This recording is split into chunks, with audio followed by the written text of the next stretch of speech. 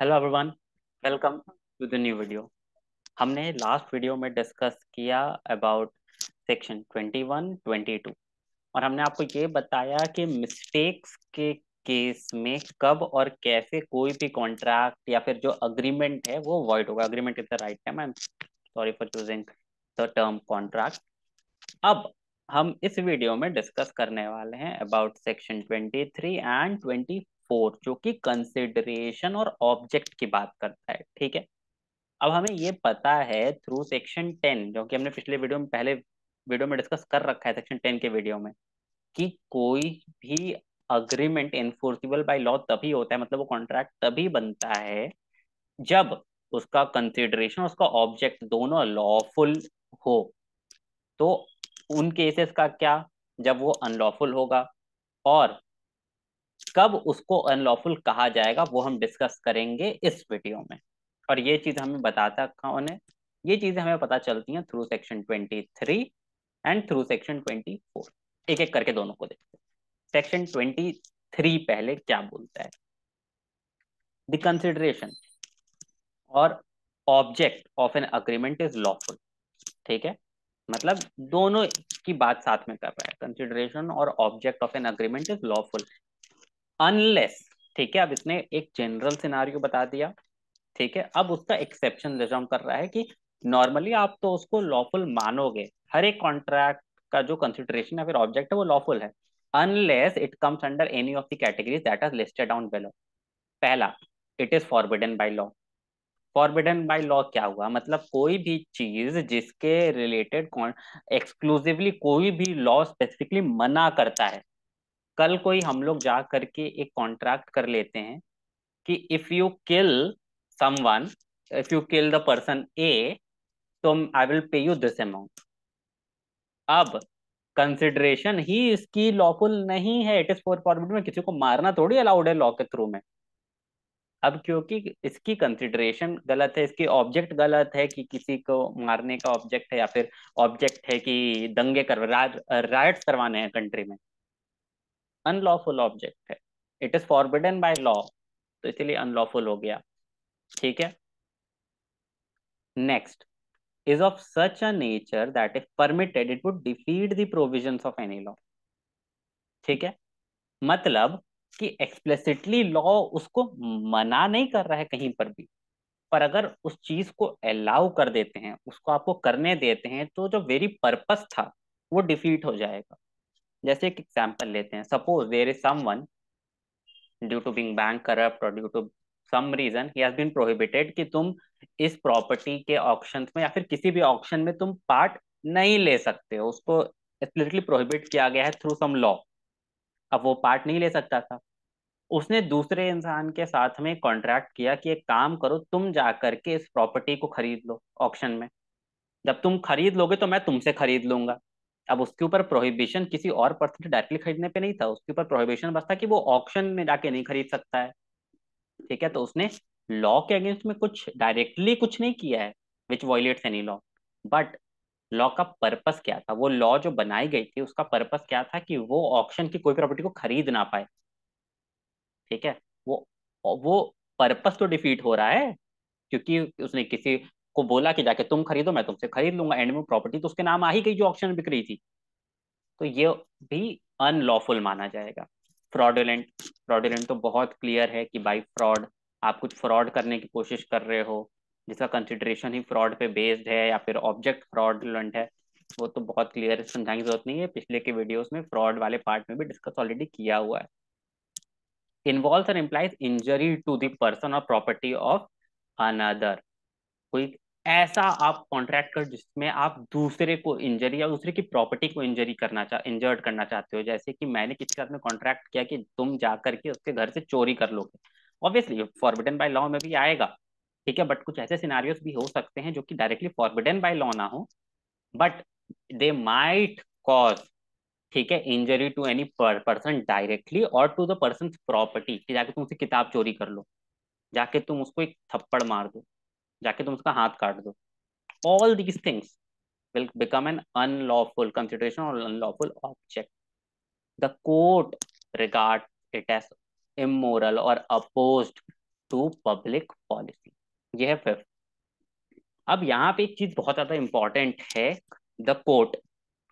ठीक है, एक डिबेट चलती है वर्ल्ड में कि to improve the judicial system हमें लोअर कोर्ट्स में टेक्नोलॉजी का यूज करना चाहिए, जैसे यहाँ पे हमें एआई रखना चाहिए।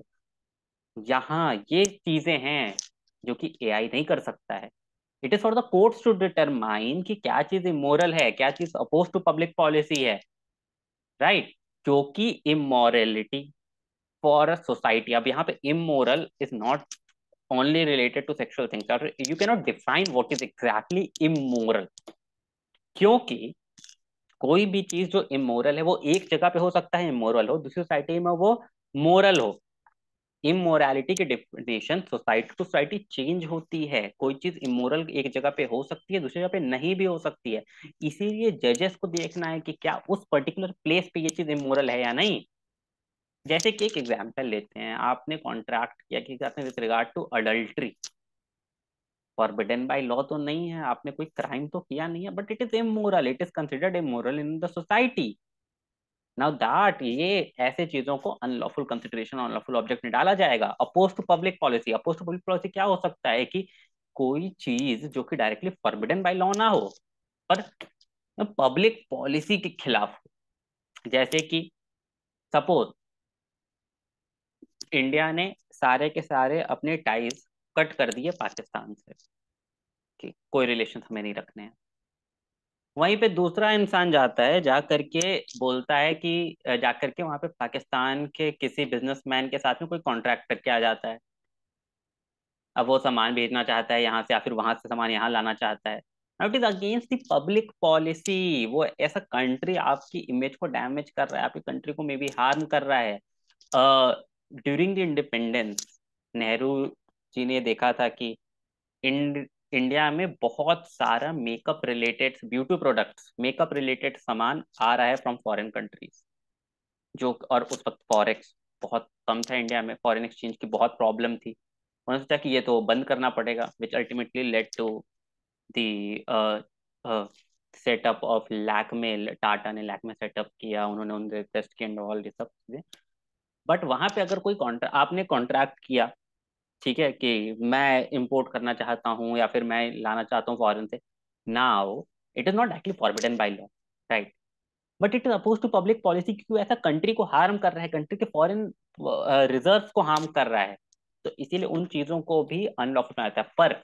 पर ये कोर्ट्स के ऊपर है डिटरमाइन करना। ये पूरी यहाँ पे कोर्ट्स को दी गई है कि वो उसको किस तरीके से डिटरमाइन करना सकते हैं, किस चीज को वो इमोरल मानना चाहते हैं, किस को पब्लिक पॉलिसी के अगेंस्ट मानना चाहते हैं, किस चीज को नहीं मानना चाहते हैं, राइट।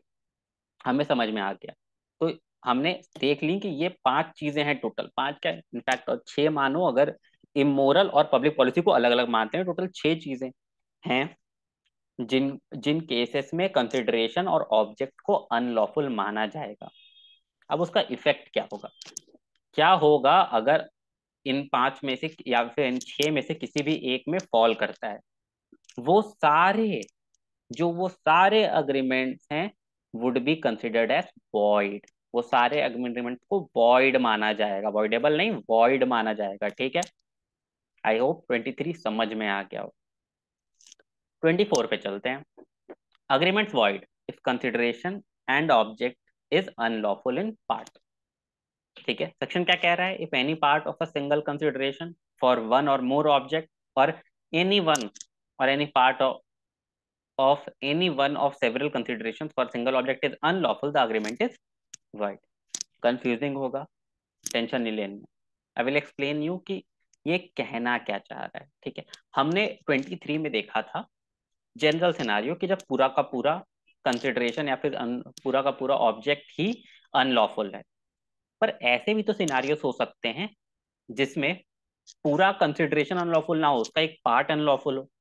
पूरा का पूरा ऑब्जेक्ट अनलॉफुल ना हो, उसका एक छोटा सा पार्ट अनलॉफुल हो।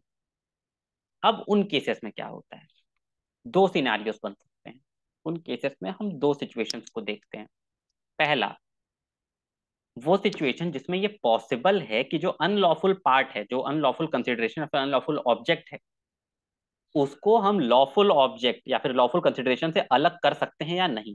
ठीक है, ये कोशिश की जाएगी कि अगर ये जो पार्ट है ये अनलॉफुल है और ये लॉफुल वाला पार्ट है, इन दोनों को हम तोड़ करके अलग हटा सकते हैं या नहीं। अगर हम इसको तोड़ के अलग हटा दे सकते हैं तो ये वाले पार्ट को अलग कर दिया जाएगा और इस वाले पार्ट को वॉइड माना जाएगा और ये वाला पार्ट वैलिड रहेगा। ये वाला पार्ट जैसा था वैसा ही चलेगा। पर ये दोनों इस तरीके से जुड़े हुए हैं कि दोनों को अलग कर पाना पॉसिबल ही नहीं है, नहीं हो सकते हैं पॉसिबल। तो ये पूरा का पूरा ही वॉइड हो जाएगा, कंप्लीट अग्रीमेंट को वॉइड माना जाएगा। अगर अलग हो सकते हैं तो सिर्फ जो पार्ट अनलॉफुल था वही वॉइड है, बाकी पार्ट जैसा है वैसा चलता रहेगा। अगर अलग नहीं हो सकते हैं तो पूरा का पूरा वॉइड हो जाएगा। यही है 24, और कुछ नहीं बात करता है। आई होप 23 और 24 अच्छे समझ में आया हो। We will continue with this series. हम और आपको बताते रहेंगे इवन फर्दर सेक्शन के बारे में। Will try to complete contract one at the earliest possible. इसके बाद we will go into section 3 to 9 about acceptance, जिसकी वीडियो भी बहुत जल्दी आ जाएगी। सो प्लीज मेक श्योर कि आप सब्सक्राइब कर दीजिए ताकि आपको वीडियो के बारे में इंफॉर्मेशन मिल जाए। फर्दर वीडियो को लाइक करिए, also share it with your friends. Thank you so much, see in the next video. Thank you.